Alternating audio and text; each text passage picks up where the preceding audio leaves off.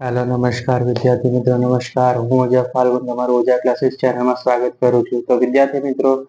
channel પર પહેલી વાર ચેનલ સબસ્ક્રાઇબ કરી દેજો આપણે ધોરણ 10ના વિજ્ઞાનમાં આઈએમપી પ્રશ્ન આપવા જઈ રહ્યા છીએ જે 50 પ્લસ માર્ક લાવે છે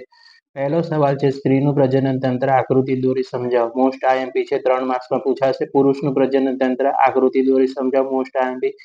હૃદયની આકૃતિ દોરી સમજાવો મોસ્ટ આઈએમપી પ્રશ્ન માનવ આંખની આકૃતિ દોરી સમજાવો મોસ્ટ આઈએમપી રહેશે